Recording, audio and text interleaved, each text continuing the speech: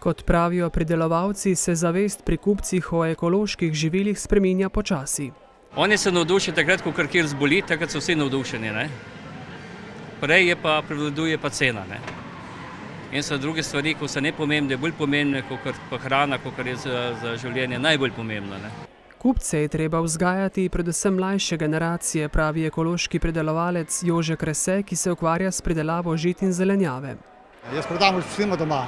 V tržnico ne hodim, ker nimam časa. Tržnica je pa tako slabo urejena, da tam nišče prodati.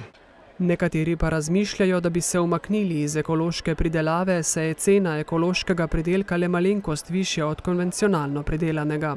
Rešitev je v tem, da bi se dovolilo cene gor, pa subvencije pa čisto vsem ukiniti. Brez subvencij, samo cene za te ekološke proizvode toliko višje, ker jih je toliko manj, bi mogli biti toliko dražji. Eko praznik je ponujal tudi priložnost za izmenjavo ekoloških semen starih avtohtonih sort, do katerih je sicer zelo težko priti. Se trudimo, da te avtohtone sorte ohranimo. Imamo zelo dober odziv.